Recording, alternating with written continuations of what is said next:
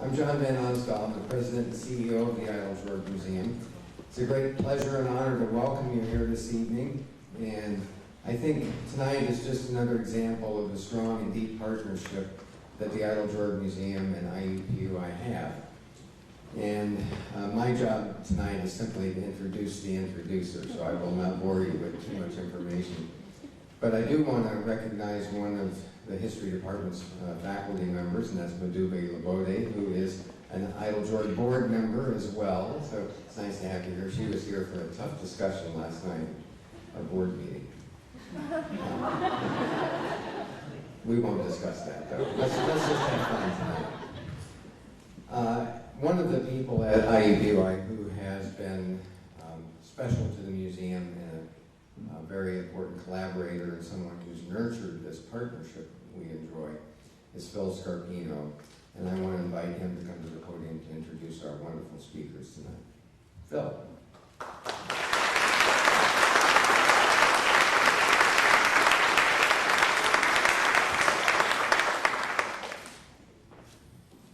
Welcome. Can you hear me? Yes. You know, we started planning this event, I don't know, I think last June, and you always wonder as the day gets closer, what happens if you give a party and nobody comes? So thank you all for being here. Really, really appreciate it. Part of my job is to say thank you to the people that made this happen. And so I want to start by thanking the leadership and staff at the Eiteljorg. This is a really special facility in the heart of the Midwest. As John said, I had a long-standing partnership with IUPUI. So I tell you what, enjoy the presentation tonight and then come back. Come back to see the exhibits, come back and go to the gift store, come back and spend your money at the cafe, and you'll enjoy yourself, and this is a great institution. I also want to thank the programs at IUPUI to help make this possible. So we start with the Arts and Humanities Institute. I promised the director, Jason Kelly, I'd pass out cards, but I'm a professor and I forgot, so if you meet Jason, just tell him you have a card. The Heron School of Art and Design, the Department of Anthropology, graduate programs in Public History and Museum Studies, American Indian programs in Native American and Indigenous Studies, and last but not least, American Studies. So thanks to all of them for making this program possible as well.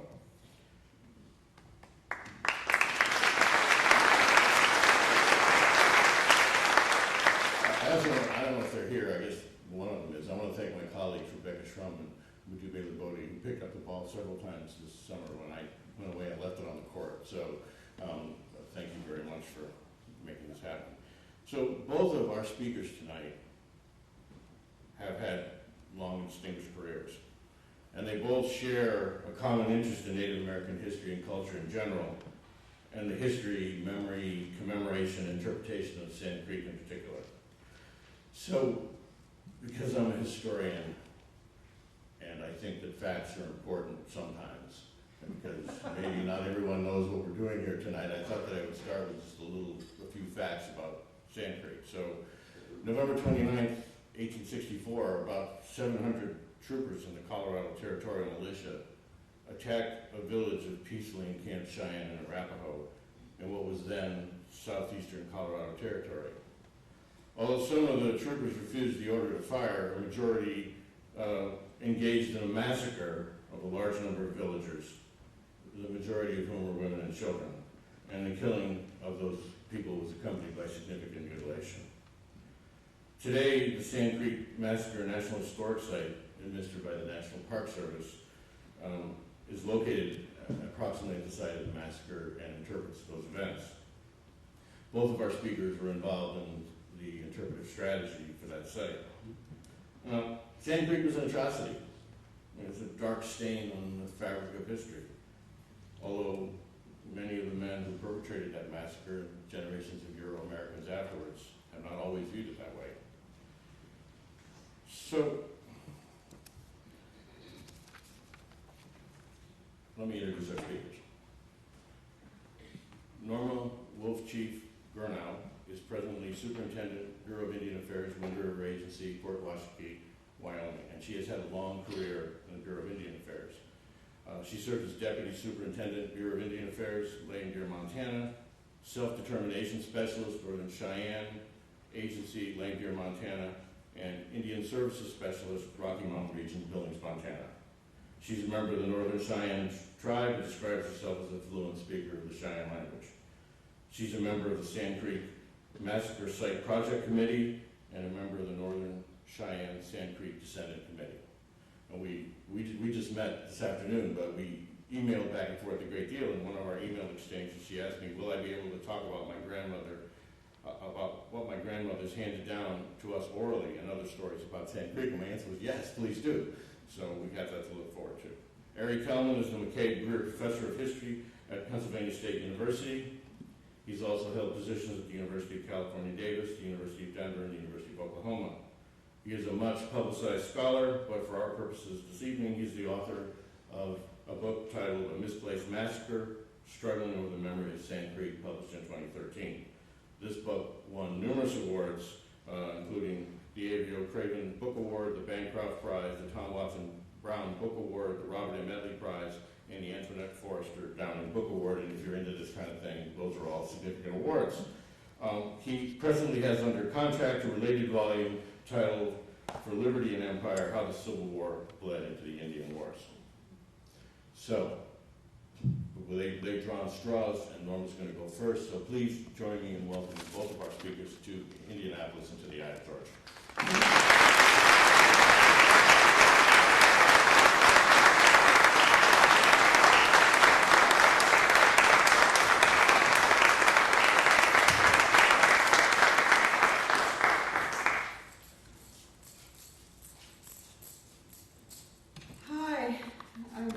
I told the staff that I had to get dressed. It takes me a while to get dressed. So I'm glad to be here. My name is Norma Gourneau, and I'm proud to be Northern Cheyenne, and I'm a product of my mother. I was raised in Cheyenne, spoke the language, and she taught me all the traditions and customs that go with being a good Cheyenne woman. But part of my upbringing included my grandmother and my great-grandmother, because I was raised with them too. And in our culture, usually the oldest child would go live with the grandmother. Well, I wasn't the oldest, so my brother got to live with my grandma, my great-grandma, and so he has a lot more stories and a lot more experiences with growing up with our grandma and our great-grandma. But I was right in there with them too, so I'd like to start out with explaining about my dress. Ever since I was little, my grandma would dress me. We would go to the powwows and go dance. And I've grown up dancing, and I go to a lot of celebrations now and have different style of dress. So I wanted to wear this today because it reflects more of the more traditional Cheyenne style of dress. And so I'm going to move this over here.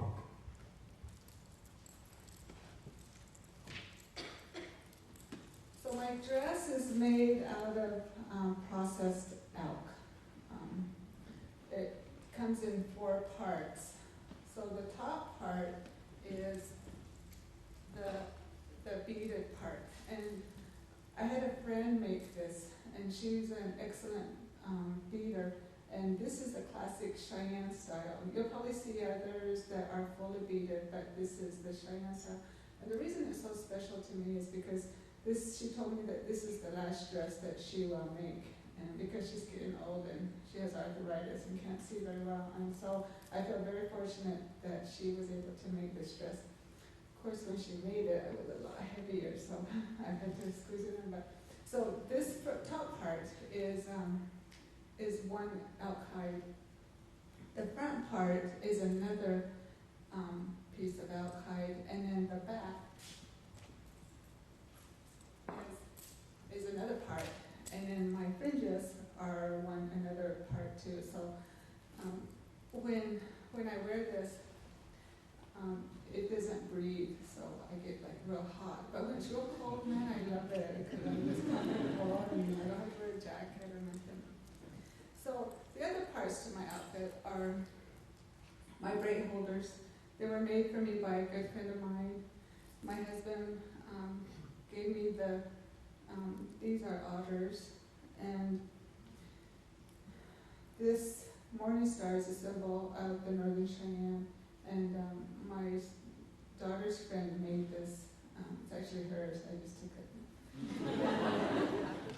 And then my moccasins and my leggings were made by an elderly woman. She was probably in her late 60s when she made my moccasins, and she presented them to me, and I got very fortunate. And she was one of the older Cheyennes, and she had just passed away probably a couple months ago. She was 95 years old, and so my leggings and my moccasins, excuse me, are fully beaded, and these are the ones she made for me. So, and then this breastplate was given to me by my husband, and he would just find things to kind of help me with my outfits. So my dress, my dress was made by a good friend of my husband's, and he had it made for me. I was really surprised because it matches my dress, and so I was very fortunate. So my dress is made up of a lot of pieces from a lot of people, and it's very special to me, and I don't wear it that often because it's very heavy. When I weighed it at the airport, my bag was 34 pounds. So in addition to me and then the dress, I was carrying 34 pounds. So this is the fan that I use. This was given to me by a good friend of mine, and so I use that. And then we have a shawl, and I made this shawl. So that's part of our outfit, or my outfit, and I really enjoy dancing, and I try to carry on a lot of the traditions that my grandmother and my great-grandmother gave me. And then I have a daughter, and she has a buckskin dress like this too, that was made by the same woman. Of course, she was much younger then. But I wanted to introduce myself. My mother had 8 children.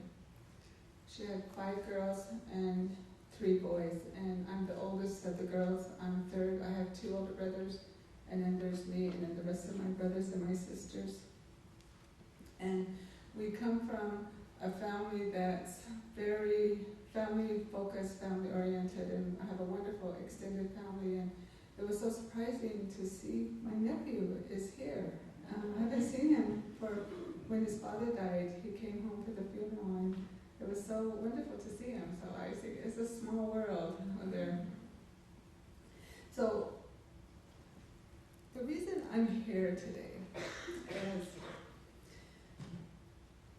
my great-grandmother was a descendant of Chief Black Kettle, who was the peace chief at the Sand Creek Massacre. And we grew up knowing that we were descendants of Black Kettle. And we also knew that he was not killed at Sand Creek. He was later killed in Washak. But we grew up knowing about Sand Creek. It was just part of our history and part of the things that we knew about my great-grandmother. And because it was interesting that when we lived with her, we called her our old grandma, because our grandma, my mother's grandmother, was still living, and we all lived together, and so we called her my old aunt. And she's the one that a lot of our memories come from. And she was actually a granddaughter of Chief Black Kettle. She was born in 1884, I think. I have it written down here. But so when she died, I was 6 years old, and my brother was 12. And so my brother has a lot more stories about my grandmother than I do.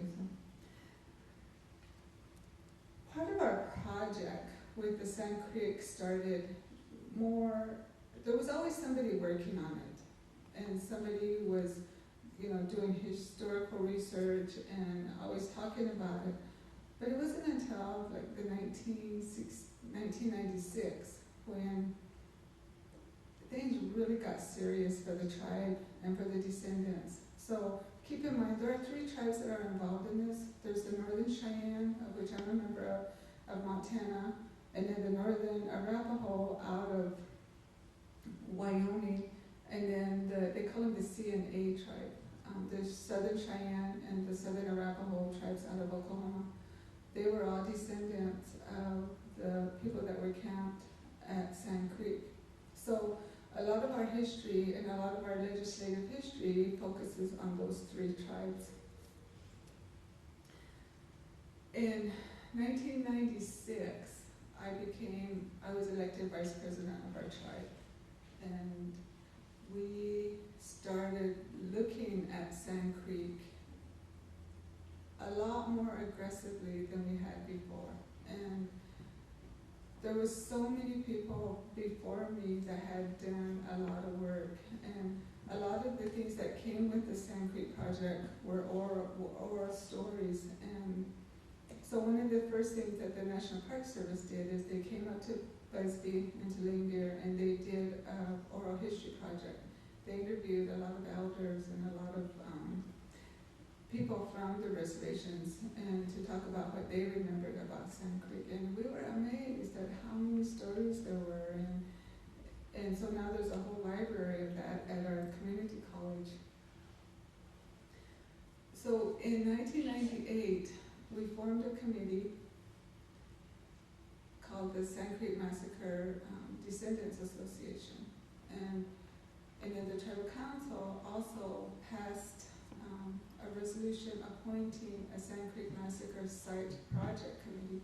And that involved descendants and then elected officials and others that were interested in helping the Cheyenne further the project with Sand Creek. And so we started having formal meetings, the Arapahoes and the Southern Cheyennes and the Northern Cheyennes. We would all get together and we would talk about, what do we need to do, where should we be, and I'm going to let Ari talk a lot about that, because that's where a lot of his book is referenced at. And we had some really tough negotiations with the National Park Service and with others, historians within Colorado, just battles. I call them battles because a big part of it was they didn't believe that the Indians knew where the massacre site was. They wanted to place it somewhere else. And so we had some really great and ugly discussions about where the site was. Well, in 1864, there was a man, a white man, that was married to a Cheyenne. And shortly after the massacre, he went back out there and drew where the fighting had occurred and what had happened, and that map became very important in furthering all the work that we had done with Sand Creek. And so as a result of efforts by a lot of people, we finally got 3 bills passed through Congress. And the first one actually was to determine where the actual site was. And we were so surprised at how fast and how quickly these bills were passed through Congress, because we understand, how a bill takes forever to get signed into law. But the first bill we presented actually just talked about the site and determining where the site was, and so a lot of work went into it. Then in November of 2000, they actually passed another bill where it actually determined that Sand Creek, the site, would become part of the National Park Service, and that it would become a national monument and to commemorate the massacre. And it's interesting because when those 2 bills were passed, a couple of our members of our Sand Creek Massacre Site Committee actually went to the bill signing. So it was Bill Clinton was the president, and he was the one that signed both bills. Well, we have one of our members, his name was Lee Lombear, who was hilarious.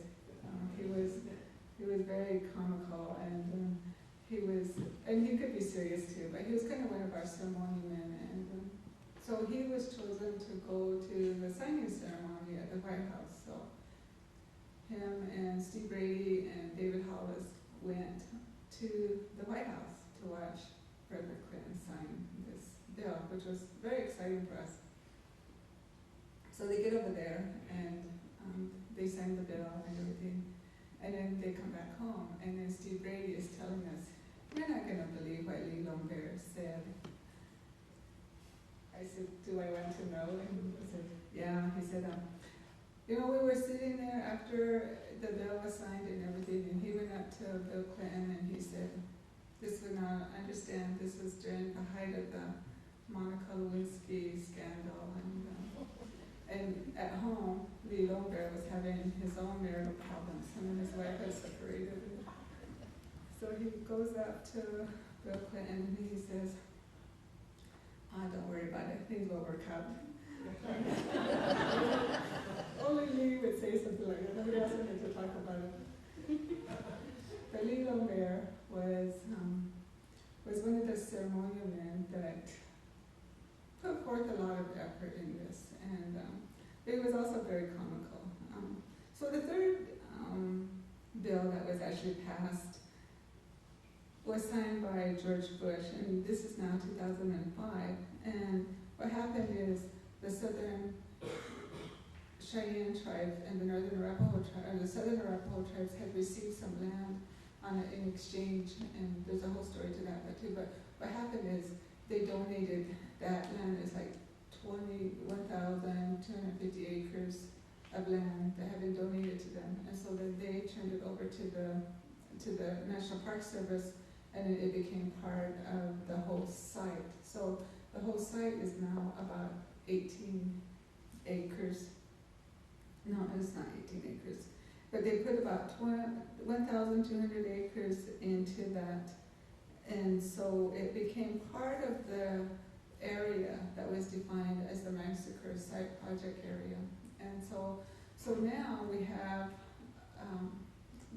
the National Park Service who manages the site on behalf of the tribes that are involved, and they are charged with developing management plan, and so we all have input. The tribes all have input into that, and it's moving along fairly quickly now. Now that it's made a part of the National Park Service, and the tribes are very active and involved in how it's going to be managed and what is going to happen there. So I just wanted to, we've been involved in the site for many, many years, and so I just wanted to just bring up some miscellaneous facts that you may read about, but that aren't so much public knowledge. So the national park is the 331st unit of the National Park Service, and it was dedicated on April 28th in 2007. And there was a big ceremony, and it was very moving, and so there were so many people involved in that, but that was very wonderful to see and to be a part of that dedication. Chief Black Kettle's village consisted of about 150 lodges and about 750 Cheyennes and Arapahoes. About 200 adult or fighting age men were present. The majority of the group were women, children, elderly, and infirmed. There was a disproportionate number of widows and orphans present, since this was a chief's village, and chiefs took care of family members who were widows and orphans. There were approximately 14 clan chiefs of the Council of 44 of the Cheyenne tribe that passed away then, and that's like a third of Congress was wiped out, if you think of it in terms of modern leadership. And so for the Cheyenne, it was a significant loss to lose these chiefs. Chief Black Kettle survived. His Cheyenne name was McCabe. That means, in Cheyenne, it's a black kettle. About About 200 men, women, and children were killed. About 150 were women and children, and about 110 and 120 were killed in the sand pits upstream from the village, and most likely by direct fire, a close-range fire into the pits. Others were run down north and northeast of the village and killed in groups. There were about 50 adult men killed. They were mostly killed fighting or in a holding action. And they call those sand pits, the sand pit area, they're killing fields. And when you go out there, it's pretty desolate where the area is, but you can understand why the Cheyennes camped there, because there was trees for shelter, there was little hills and valleys, and there was water, and there was plenty of game, and you can understand why they were camped there. White antelope and stands in the water were the first two chiefs killed, and left hand was an Arapahoe who died that day. Black kettle was fired at all day but remained uninjured. There were actually very few Cheyenne and Arapahoe killed in or around the village. They had run away as the soldiers approached. A lot of them they dug sand pits in the stream beds, and others ran away as fast as they could. And there's some very graphic stories, very graphic things that were told about what happened the day of the massacre and what actually happened. But I don't like to talk about those. I'm sure you can read about it when you read Silas Sewell's letters and other historical accounts of that. So we have all these bills that have been passed, and the group is working together, and we're doing a lot of historical research. We have a lot of wonderful people helping us and trying to, get the true story out about Sand Creek. And we've done a lot of work, and we've made a lot of progress in terms of the federal government and the state government and the county, and then with the tribes, and really portraying what the history of Sand Creek really is. And so we've done a lot of work on that, and Ari's book is wonderful because it puts in there in perspective some of the things that we had to go through to get to where we were. And so we have a lot to be thankful for, and we've done a lot of work, and there was a lot of people from even in the 30s and 40s and 50s that didn't let others forget about what happened. And so I feel very fortunate that I've been a part of to me, I call it the management phase, and the part where we're actually getting things done, and you can see tangible results of all of the work that others have done, and all of the oral history that is out there. And there are a lot of people that are involved, that were involved in this project, and will continue to do so. And we've come a long way, and I hope you actually read Ari's book. There's other books that have been written by others. There's a guy named Gary Roberts who wrote a dissertation on it, and there's a lot of written stuff out there. But you can read all that.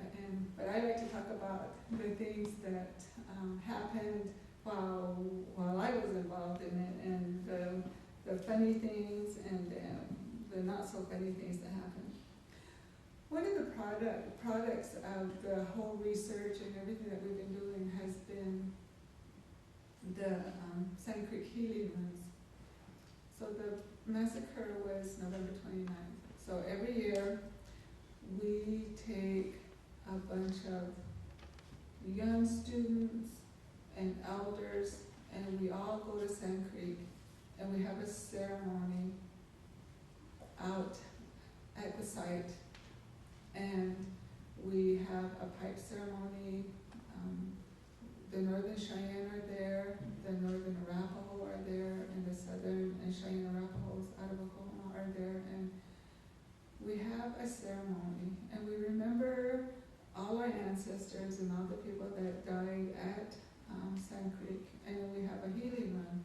So what happens is we have a bunch of volunteers, runners, and people that are interested, and we run from Sand Creek to Denver. It's 189 miles. It takes, depending on how many are involved, it takes a good 3 or 4 days to run from Sand Creek to Denver.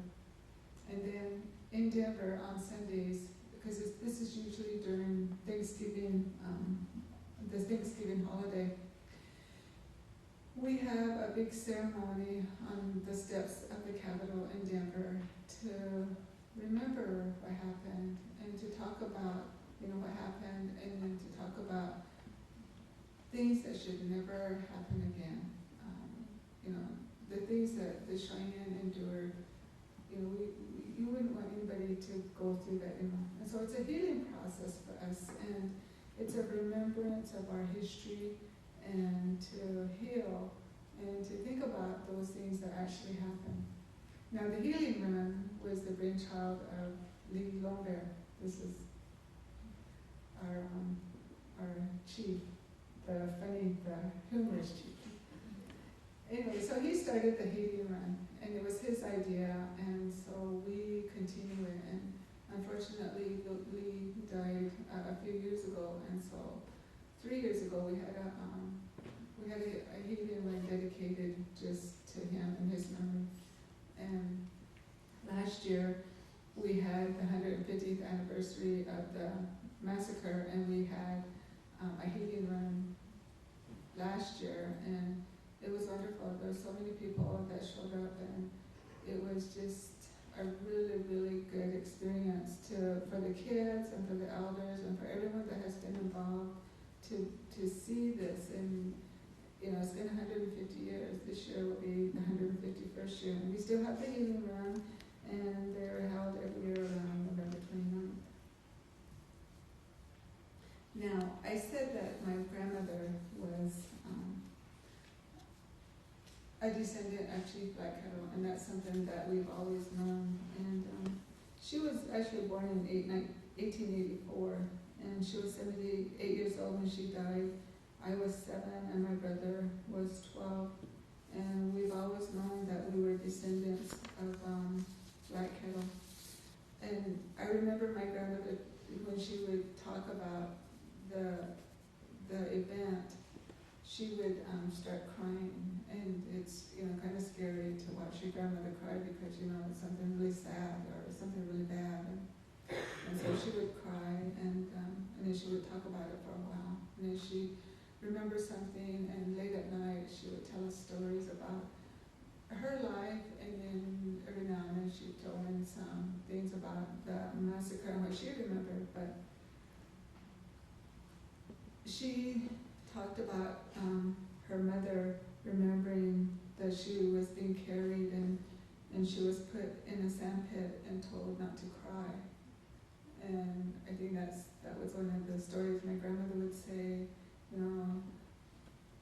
It was really sad because you could hear the soldiers, and you could hear the guns, and you could hear the shots and all the shouting that was going on, and the adults, trying to get as many people away from the soldiers and to take care of them and run, and literally running for their lives. And so she would get real sad, and then she would quit talking about it, and she'd always talk about something else.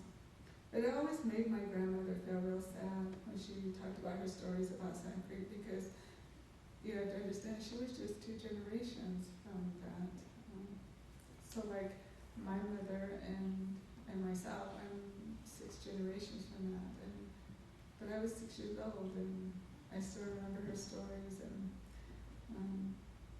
my brother, he said, when you tell stories about our old gal, he said, don't talk about how she used to cry. Just talk about what she used to say. And so, anyway, I have to tell my brother I didn't bring that up, so none of you heard that. Okay? So it brings me to my mother. My mother was a wonderful woman. She was my best friend. We traveled everywhere together. And it was because of her that I got involved in Sand Creek, and because her memories were more clearer than mine, and she was raised by her grandmother, and so she had a lot more contact and a lot more oral history associated with Sand Creek. And so when we started to get more and more involved, I would take her to the meetings, and I would travel with her when they had all kinds of activities that had to do with Sand Creek. And then I just became more and more involved. So when I became vice president in '96, I made a special effort to put funding from the tribe to further the studies and further the things that we were learning about Sand Creek. And hopefully that my contributions made a difference in what we were trying to do. My mother was involved in many of the activities that had to do with Sand Creek, because what happened when the soldiers were at Sand Creek, they took a lot of body parts and they took them, and families held on to them, and then others were sent to museums or universities or hospitals, and they studied the DNA of that, and so they were spread all over. And so she was involved in a lot of the repatriation of the things that were taken from Sand Creek. And so we have spent a lot of time and effort bringing those back, and a lot of those artifacts, those body parts, are now reburied at Sand Creek. And so there's a little burial site there at Sand Creek that we do now. My mother went to Sand Creek a lot, and I went with her, and she, some of the things she would talk about and remember were, different, a little different than what I would remember. But because of her, I have continued on the traditions, and so now I spend a lot of time with my children, helping them to understand, their heritage and where they came from, and the things that are important. And the important thing I always try to tell them is that it's not so much that we want to dwell on it, but it's important that you know your history and where you came from, and that you work to make sure that those things never happen again. On some of our healing runs, and some of the times that I've been out at Sand Creek have been really, really special. I touch on a couple of stories.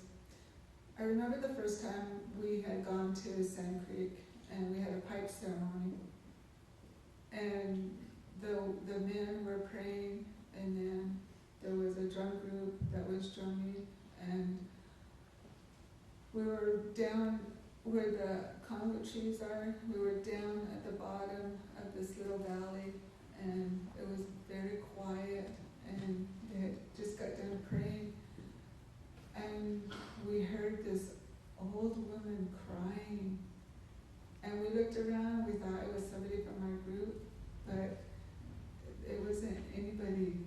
But there was somebody was crying, and there was an old lady that was crying, and it just made us glad that we were there, and that we were praying, and that we were doing things to help settle those spirits back down.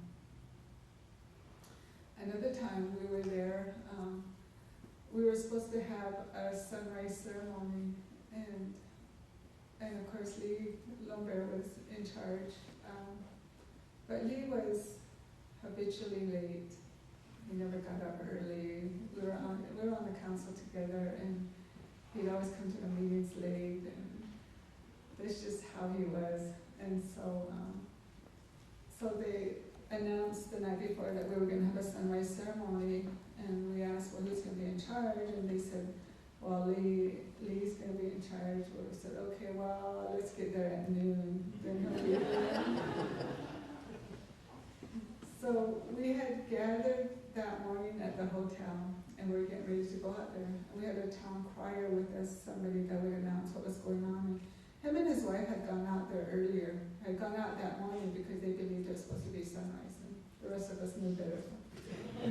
So they had gone out, and his wife was kind of hard of hearing. She, she couldn't hear very well, and so this is his story.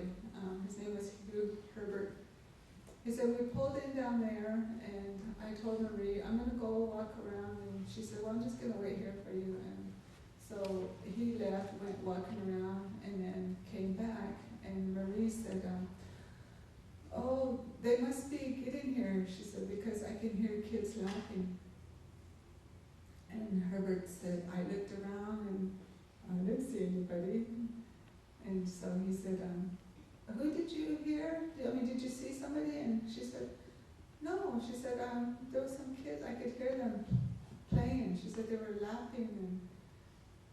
And he said, Marie, there's nobody here except me and you. He said, so we jumped back in the car and they came back to the hotel. We were still at the hotel. But the reason I bring those up is because there is a presence there. When we first came, and you look, and all you see is flat ground, grasses, brush, trees, and you don't get a sense of that history or the awful things that happened there. But you spend some time there, and you hear things, and you sense things, and over the years, it's been wonderful to just go down there and just sit and just listen. A few years ago, there was a guy helping us to map out where all of the activities were, where the soldiers came, where the Indians were camped, and where they ran, and just gave us, we did a really graphic tour of everything. And on November 29th, when the soldiers attacked, it was like 5 in the morning, and we went and stood where the soldiers would have came, and you feel that sense that something happened, something is going to happen. And you go down in the trees, and you know something happened. You sense that, you feel that, and it reminds me of I had gone to Japan, to Nagasaki, and this group I was with took us to Ground Zero, and they told us we had to go through this museum, and so I actually went in the building, and I stopped, and I could not go any further, and the rest of my group went in, and I couldn't go any further, and so I just stood there, and I thought, well, I'll just wait for them to come back, and then I'll just go out with them. But while I was there, this 2 elderly Japanese ladies came in, and they had 2 other ladies with them, and they came and they went and sat down. There were some benches there, and they went and sat down there, and the 2 elderly Japanese ladies started crying, and I felt for them, because they either had been there, or they had family that had died there, or something, but they were very moved by it, and that's how I feel about Sand Creek. There's something there, and if any of you ever have that chance to be there, go and look at what is actually there, and there's a presence there. You know that something happened there, and something bad happened there. So we're trying to change that, trying to restore the memory of those that were actually peacefully camped there and that had made it their home. They had voluntarily gone there. They didn't want to be at war with the U.S. government anymore, and so they actually went there thinking that they were going to be protected and that they would be safe there. But unfortunately, that wasn't the case. There's so many other things that are involved in the Sand Creek Massacre. I know there's so much more we could talk about. There's the archaeological studies and the digs. Each healing run was special. Our relationship with the Methodist Church, our battles with the National Park Service and the Colorado Historical Society, and other historians, different versions of the massacre, trying to work through a lot of that. But I'd like to mention our unique relationship with men of great courage and knowledge who were so qualified and eager to help the Cheyenne. David Hollis, Gary Roberts, Steve Chestnut, Ari Kelman, Andy Massacre, Tom Richards, and of course, the representatives of the Cheyenne and Arapahoe tribes of Oklahoma and the Northern Arapahoe tribes of Wyoming. I'd like to close by telling you a story about my mother. Now, my mother lived all her life in Bisbee, Montana, very remote part of Montana, and she was happy there. That's where all her family lived, and that's where she raised us. And so when she got older, she started to travel with me, and then my father died in the 90s, and so her and I spent a lot of time traveling and going places together, and she was 60 when she had her first plane ride, and after that she became a trooper. You know, everywhere I was going, she was ready to go, and I'd say, "Mom, I'm gonna go somewhere," and she'd say, "No, Montana." She was just like, "Okay, I'm ready to go." And so she went with me to a lot of places. She was involved in some repatriations in Washington, D.C., and she was very eager to learn things and very willing to talk about, you know, her life and her stories. And my mother was a smoker, though. She liked to smoke. And one time I had come to D.C., and we had stayed at the Embassy Suites, and I had gone to my meetings, and she said, "Well, if I need to smoke, what should I do?" I said, "I don't know, Mom, you just have to wait till I come back, you know, and I can take you out," because she didn't want to go out by herself in D.C. And so, and she said, "Well, can I open the window?" I said, "I don't know, I don't think you better do that." She said, "Well, I guess I'll just wait for you." So I went to my meetings, and I came back, and I said, "Do you need to go smoke?" And she said, "No, I'm okay." And I kind of looked at her, and I thought, okay, well, something's going on.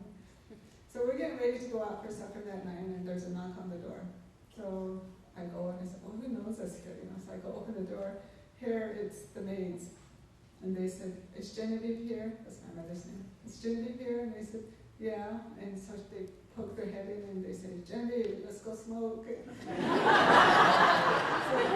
had made friends with the maids. So my last story is, my mother spoke fluent Cheyenne, and she said she had traveled with me. She had gone to D.C., and she had learned to ride the subway. So she was all hand at it. But the first time we went, I told her, "Mom, we're going to go to the Smithsonian after I get done with my meeting." And she said, "All right." So I go to the hotel to pick her up, and we're going to go to the Smithsonian, and we're going to ride the subway. And so we go down this big long escalator, and she said, "No, no," you know, like she was scared, and she doesn't want to go. So we go down to the station, the platforms, and she's saying, "How are we going to get there?" I said, "Well, Mom, there's a subway." And, you know, I know where the subway is, but my mother has no idea where the subway is. And she said, "Nahin." And I said, "Well, Mom, it's a train that goes underground, and it'll take us to the Smithsonian." She said, "I don't want to go."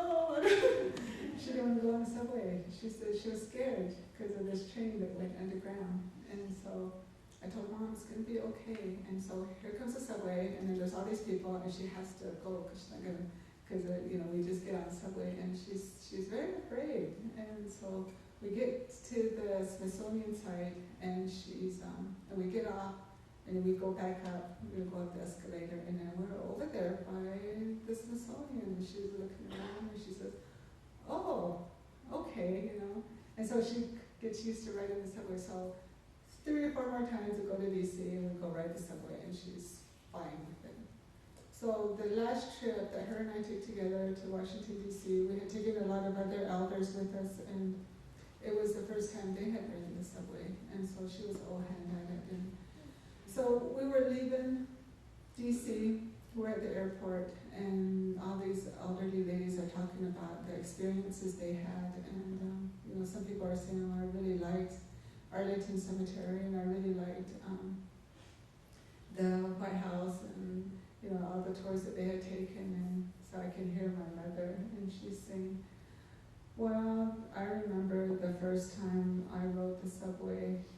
She said, "I was really scared." You know, she's talking in Cheyenne. She said, "I was really scared." She said, and a sister, that's what they call me, she said, "Sister took me to this, we had to go underground, and then we had to get on this train, and then we went, I don't know where we went," she said, "but then we came back up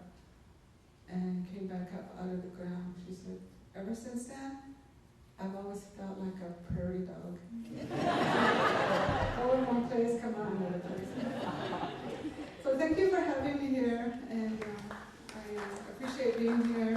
And really, I went to the museum today. Oh my gosh, they have such a wonderful collection, and I think that if I had more time, I would have gone and stayed longer. And really appreciate the staff for taking us around and showing us what a wonderful museum this is, and a lot of the open spaces. I really appreciate that, you know, the things that I've seen today, and you guys are fortunate to have such wonderful artifacts and treasures and paintings here. I hope you take advantage of them. You don't know how fortunate you are. You know, for us to go someplace takes hours to get someplace to a really nice museum. So I really appreciate the opportunity that I had to look at the museum and to enjoy what's here. I appreciate being here and share my stories, and thank you.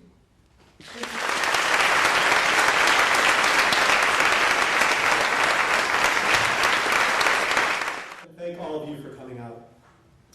On November 29th, 1864, about 700 troops from the 1st and 3rd Colorado Regiments, led by a man named John Shivington, attacked, as we've heard, an Arapahoe and Cheyenne camp. It was nestled in a bend of Sand Creek in southeastern, at that time, Colorado Territory. There were between 750 and 1,000 Native people in that camp.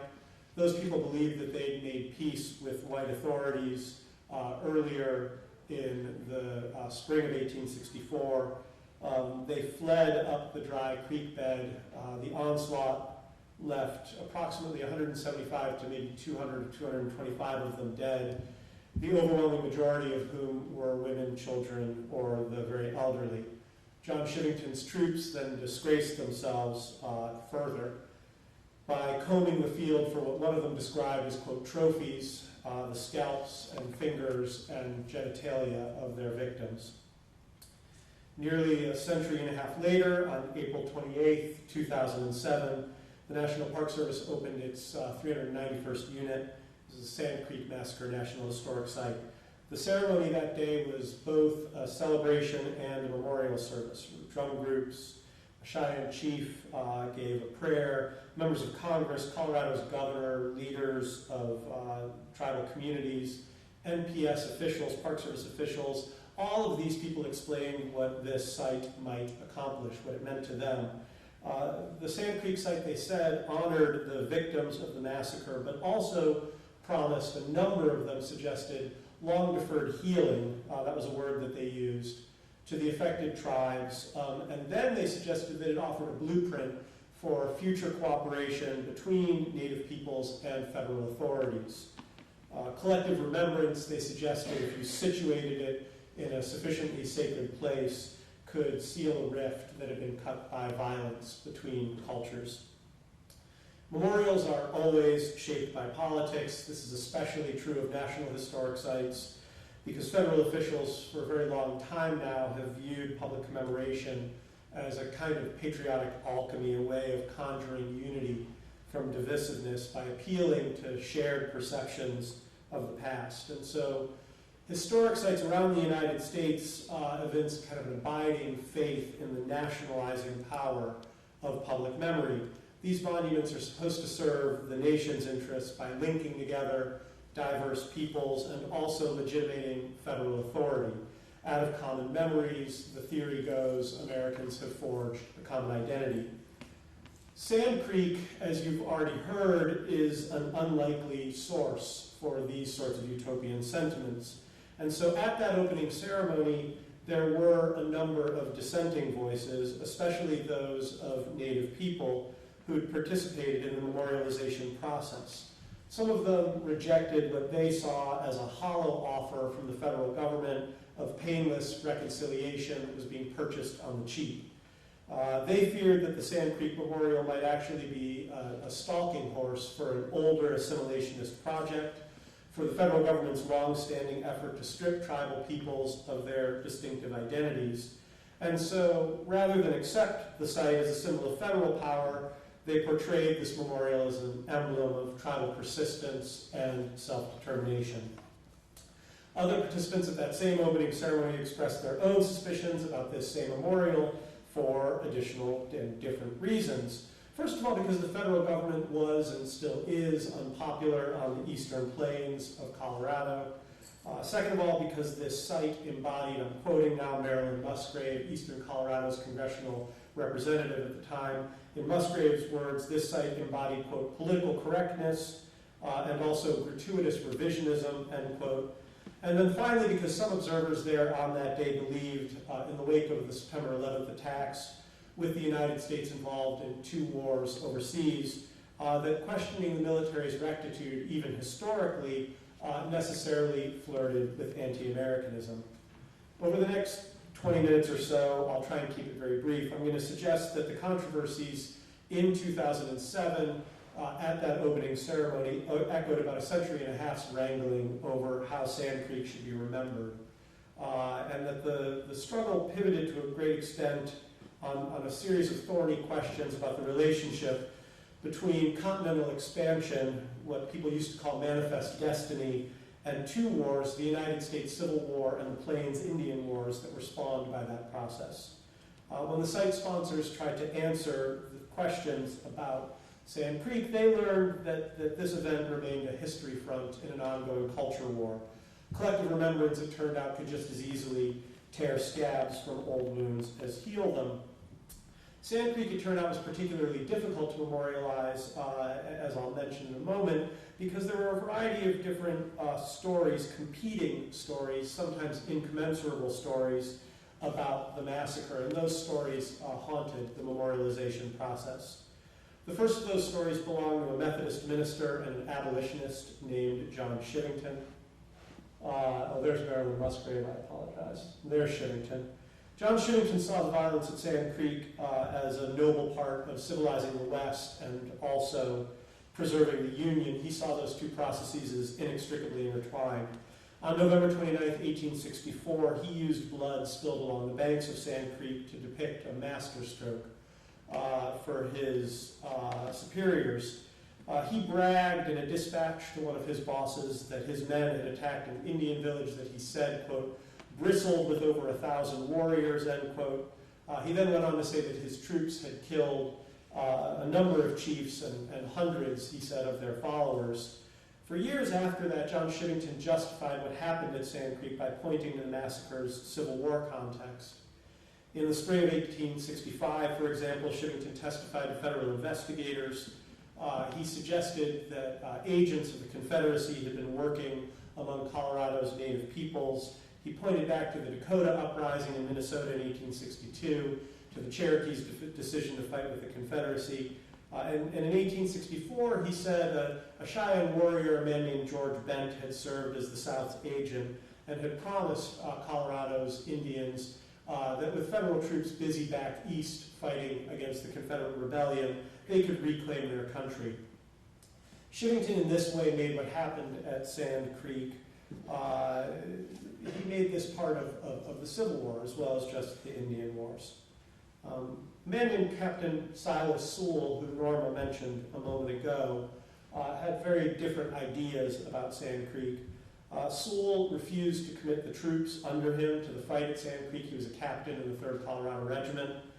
And after the massacre was over, he wrote to a friend of his, a man named Ned Winecoop, and Sewell said that what had happened at Sand Creek had been a slaughter, it had been a massacre, and it had sullied the fights for the Union and also for the American West. He cataloged, and this is Wynkoop looking dashing in a cape.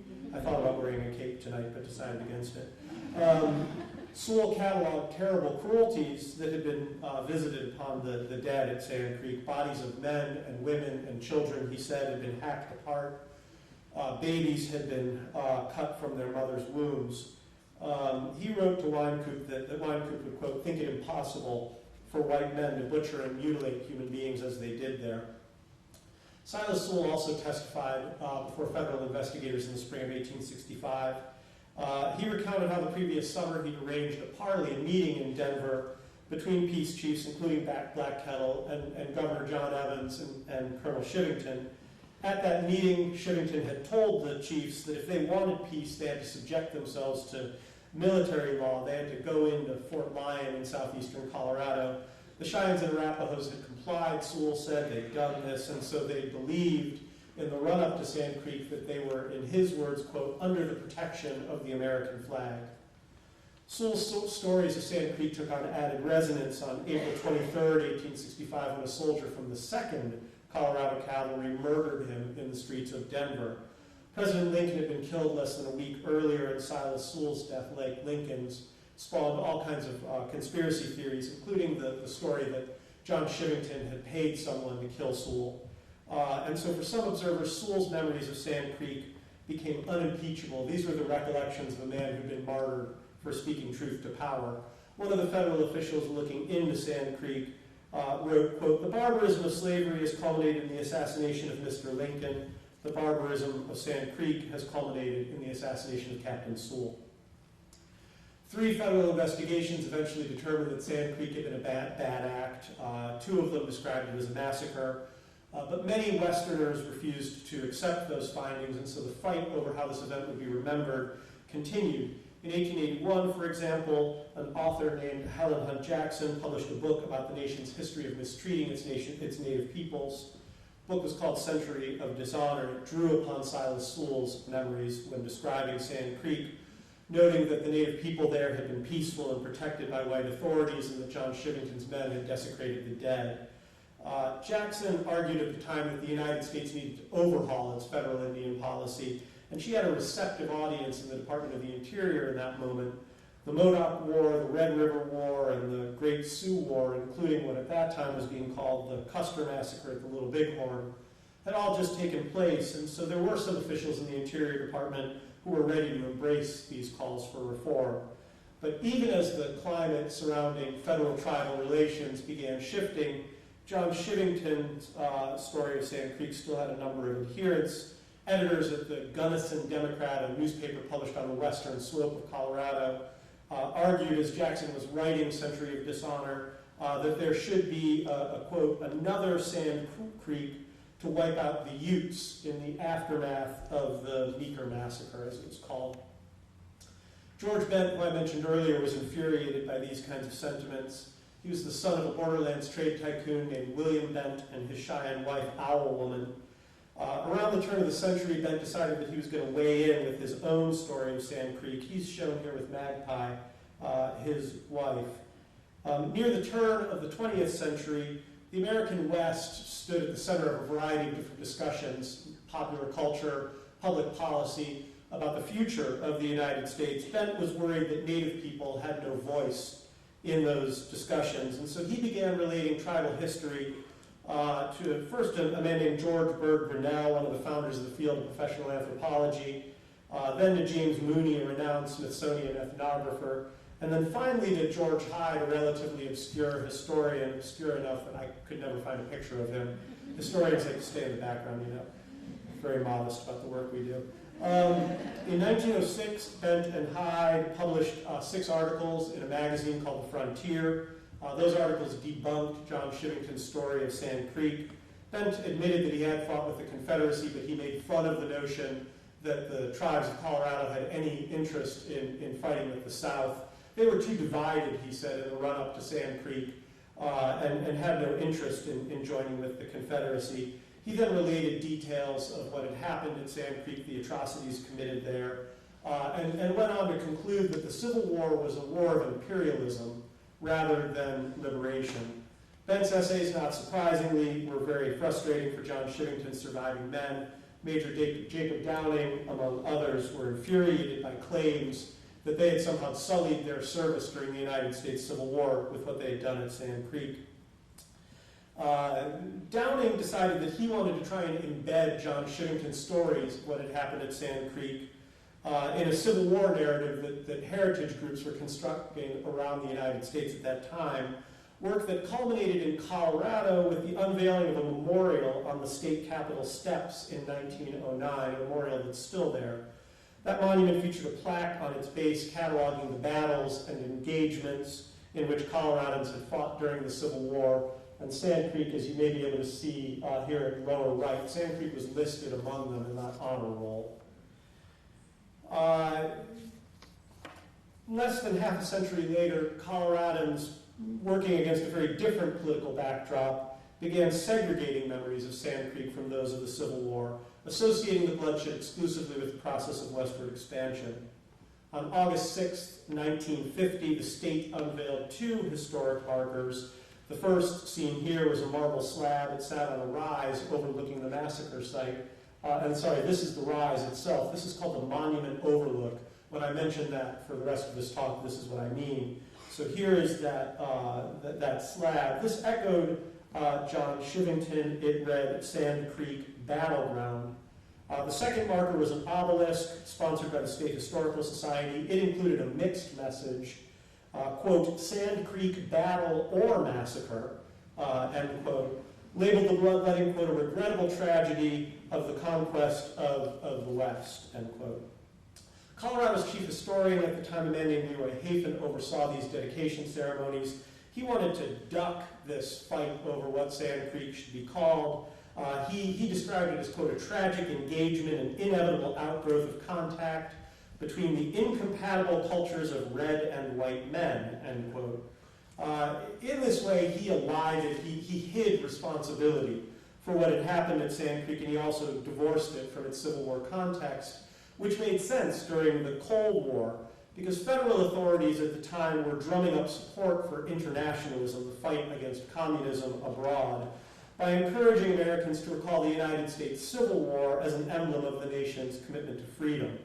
Sand Creek, which was bathed in these years in an increasingly ambivalent light, again, a massacre or a battle, didn't fit with this vision of the Civil War as a good war.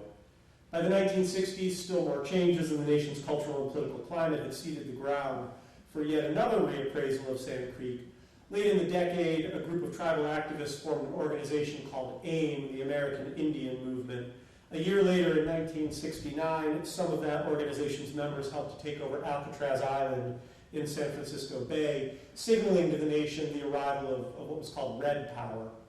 A week before the Alcatraz occupation, a journalist named Seymour Hersh, this is unrelated, broke the story of atrocities committed by United States troops in the Vietnamese hamlet of My Lai. And so in 1970, when a man named Dee Brown published a book called Bury My Heart at Wounded Knee, the modern civil rights movement was focusing people's attention on issues of racial inequality. Many Americans were part of what was called at the time the New Age. They were fascinated by traditional indigenous cultures. And onlookers in this country had once again confronted the capacity of United States soldiers, sometimes to slaughter innocent civilians. Brown's book found an audience that was eager to learn more about Native peoples and keen to embrace critiques of American militarism and racism. Dee Brown spent most of his life working in the University of Illinois Library. At night, though, he wrote books, including Bury My Heart at Wounded Knee. When he wrote about Sand Creek in Bury My Heart at Wounded Knee, he adopted a narrative arc and an interpretive frame very similar to Silas Sewell's, Helen Hunt Jackson's, and George Bent's. He focused on white flag flying over Black Kettle's Lodge, on Chief White Antelope falling in a hail of bullets as he sang his death song, and John Shivington's men committing atrocities. Bury My Heart at Wounded Knee spent more than a year on the New York Times bestseller list. It had a huge influence on readers, including a rising generation of scholars who identified as New Western historians. Its impact could still be felt in 1998 when Congress passed the legislation that Norma mentioned a moment ago, the legislation that would send people into the field to look for the Sand Creek Massacre site. But even then, even in 1998, even after nearly a century and a half of struggles over how this event should be remembered, the Park Service learned that there were a variety of different questions surrounding the violence that remained unanswered, including a question that caught the Park Service off guard, which was where precisely had Sand Creek taken place. It turned out that before Sand Creek could be memorialized, it had to be found. And so the search that ensued became very contentious because of disagreements over how to interpret the historical record, disagreements that divided the people who were looking for the site. Native American descendants of Sand Creek's victims typically, but not always, based their understanding of the episode's history and geography on traditional tribal methods, and also on stories and maps produced by George Bent around the turn of the 20th century. For decades, Sand Creek's descendants had used Bent's maps and his work as a guide. They made pilgrimages to that monument overlook that I showed you before. The Park Service, by contrast, looked to other materials, records that were produced by the troops who fought at Sand Creek, and then a map penned by a soldier, a man named Samuel Bonsall, who visited the site years after the massacre with William Tecumseh Sherman. Using what they described as the Bonsall map, the Park Service believed that they pinpointed Black Kettle's village, which they said was located less than a mile upstream from the monument overlook. Archaeological findings, a huge band of artifacts during the site search, seem to confirm this hypothesis, and I'm just going to orient you very quickly on this map. Right there, that's the Sand Creek Battleground historic marker. So this is the monument overlook right here. This is that plume of artifacts that the Park Service discovered upstream. And here is where the Park Service said the sand pits that Norma mentioned earlier were located. Many of the descendants were not at all happy with this conclusion. They weren't happy because the Park Service was relying on sources produced by Sand Creek's perpetrators rather than its victims. So they pointed again to George Bent's maps, insisting that Bent, who'd survived this ordeal, had placed Black Kettle's village inside a crook of Sand Creek. They then produced their own, and you can see it says Black Kettle's camp is number 2 on that legend. They then produced their own map of the massacre site, including Black Kettle's village. The Park Service was caught off guard by this dispute over competing cartographies. And so eventually the Park Service floated a compromise, a site that was big enough to include a number of different interpretations. After a number of twists and turns, including a casino corporation stepping in to broker a deal that secured an important piece of property for this site, the NPS was ready to open the Sand Creek Massacre National Historic Site, which leads back to April 28, 2007. Now, as the nation celebrated the Civil War and Sand Creek sesquicentennials over the past few years, this site, the Sand Creek Massacre Site, has challenged visitors, and not because the Park Service is asking them anew whether the bloodshed there was a battle or a massacre, but because that question seems to have been answered. The stories Americans typically tell themselves about the Civil War suggest that Abraham Lincoln died so that the nation might be reborn, redeemed for having liberated the South's 4 million slaves. In this way, collective memory transforms a history of violence during the Civil War into one of virtue. But Sand Creek, which again is depicted as a massacre at this site, bucks redemptive currents that run through many historic sites around the United States. This site indicts characters that are often cast as heroes in the popular imagination: citizen soldiers, overland pioneers, Union officials, and so on. It reflects a darker vision of the war's causes and consequences. Expansion into the American West touched off a conflict that helped to destroy the institution of slavery, it's true, but also fighting with the Plains tribes, fighting that left behind no easy lessons for federal commemorators intent on bending public memory to nationalist ends. In the end, the Park Service and the Sand Creek descendants are never going to agree on every element of how to interpret this tragic event, but they have agreed that the historic site should challenge visitors to grapple with competing stories of U.S. history, to struggle with how this nation's past was shot through with painful ironies. And so I've argued in this book that I wrote that the massacre site may no longer be misplaced, at least in the landscape of national memory. Thank you.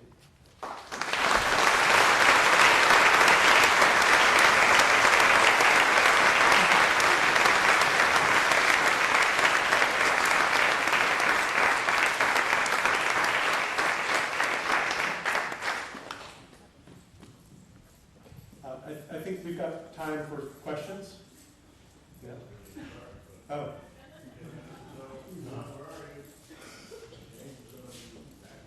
Do we have time for questions? Okay.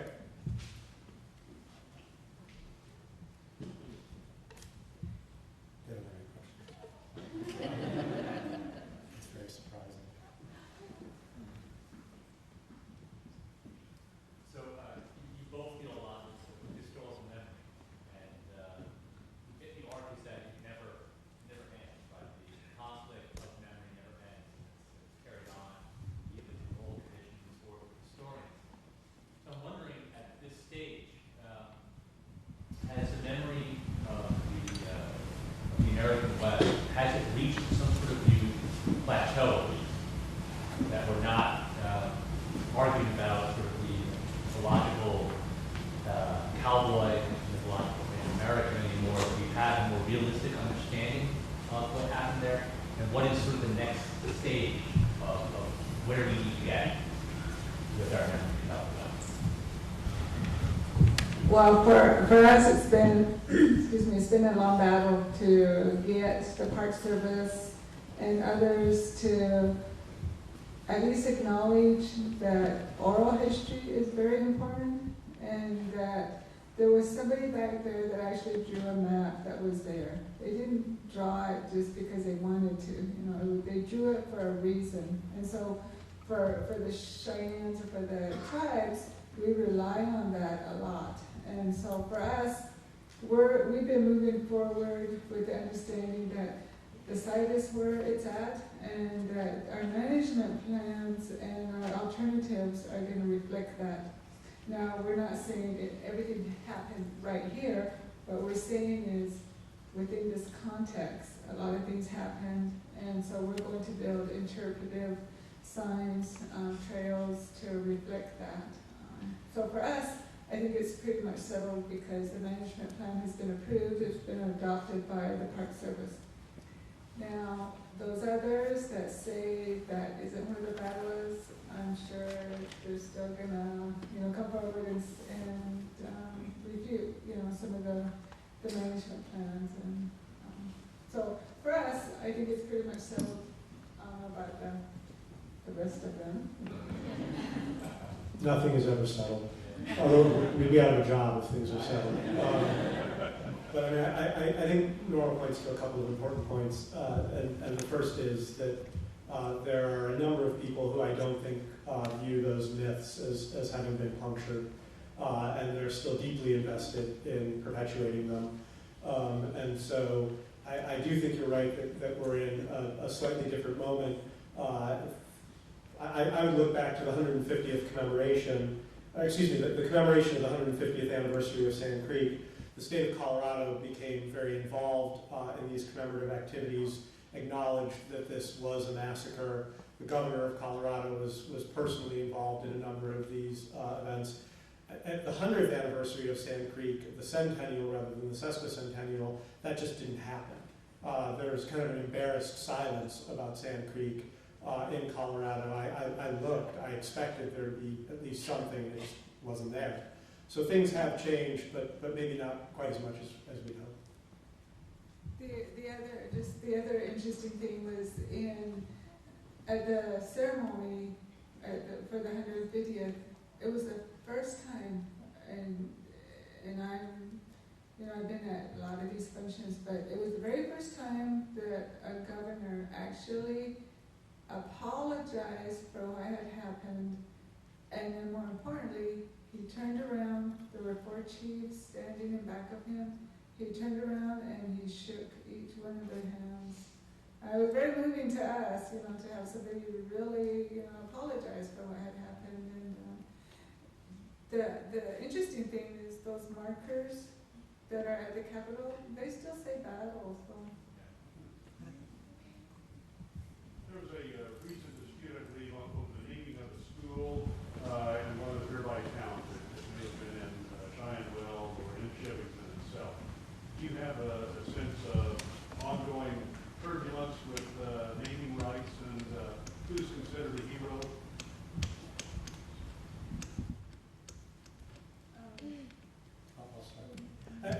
So the question is that there was a struggle over naming of a school in southeastern Colorado. I actually don't know the particulars of that, but there's still a small town, largely uninhabited at this point, called Chivington, which is very, very near the massacre site.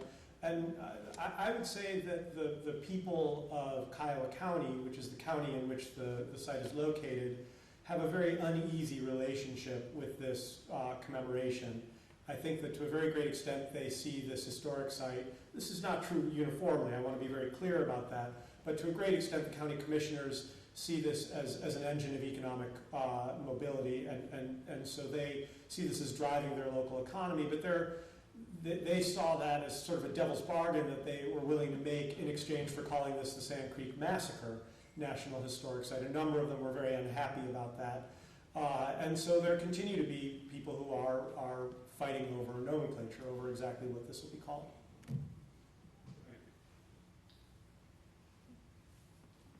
So something that reoccurred several times throughout the book is the idea of reparations and how formalizing the massacre site might affect that.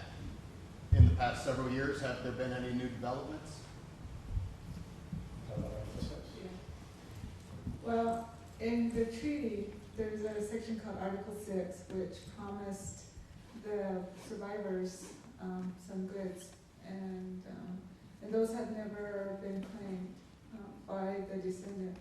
There is a group of people from Colorado that are led by a guy named Howard Flute that's their only interest is to go after reparations and to try to get some kind of monetary value out of that. For the tribes that have actually been involved, that's not really a driving issue for us. It's more recognizing what really happened there and how do we bring that story forward. We talk about reparations every now and then, but it's not the driving force behind what we're doing.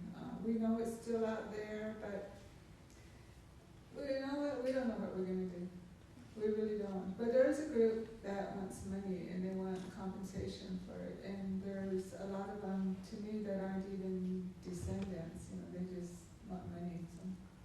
So it's kind of still controversial. But for the 3 tribes that are named in the legislation, we haven't made a determination about that.